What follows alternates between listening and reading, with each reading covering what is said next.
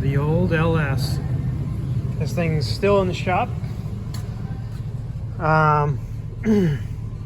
Fuel tank pressure is still off.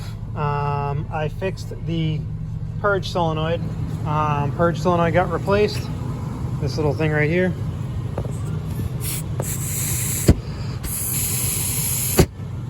Blow right through it. You shouldn't be able to when it's sitting there like that.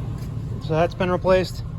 The tank pressure is in voltages 0.2, and it should not be, because I've closed the vent valve a few times back and forth, which I don't know if you guys will be able to hear that. I'm gonna put the phone way out here. Sorry, the camera phone. Yep, so the vent valve's working, the purge solenoid's working. Sorry, did I call that the purge solenoid? I might have called that the vent valve. That's the purge solenoid. The vent valve's been replaced. It's under the truck. Fuel tank pressure will not change. I unplugged the fuel tank pressure sensor and it drops to 0. So I'm gonna have to see if it'll send 5 volts down the line, or 12 volts, whatever it is. But I highly doubt. It's got 6, positive 6 on the pressure. When the tank's venting, it should be like 0. And another way to make sure that nothing else is a problem is that you take the cap off, like so. Should be 0, right? Doesn't change whatsoever. No change. So even if the vent valve was sticking, and as you can see, it's got a brand new cap in it, because also the cap was bad. How do I know that? Well, it was a stant cap, and this is a stant cap too, because I didn't have time to call the dealer and have them bring it down.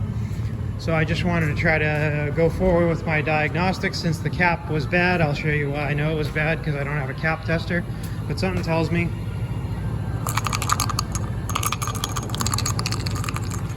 if I can rattle that thing around and it's got rattly noises in it, chances are I should replace it. So I did. And the next problem was that the tank pressure sensor is bad. So purge solenoid, vent valve, tank pressure sensor, and the cap all need to be replaced. I'm sure the next thing will be the pressure sensor. I'm going to set the smoke machine up and put it on it probably before I replace that, because I don't want to find out that the top of the sending unit is cracked and it needs a fuel sending unit assembly with the pump. Because if it does, then the bed's coming off to do it, and that would be another video for another time. So I want to make sure that doesn't need to be done, because I'm not going to waste my money on a pressure sensor when it comes with a new fuel sending unit. So hopefully this helps somebody. Like and subscribe. Send it to your buddies if this is going to help them. I know evap is a funny thing. This one came in with a lot of different codes.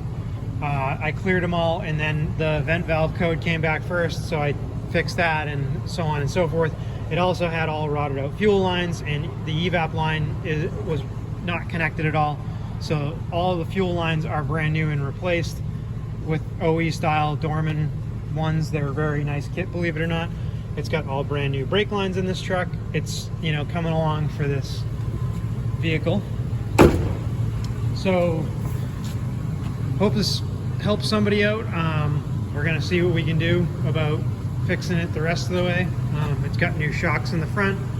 It's going to have new rear brakes and parking brakes in the back. If you want to see that video, comment below. I'll try to make one, and hopefully this helps somebody, because I'm getting tired of diagnosing the same truck, or going forward with my diagnostic process.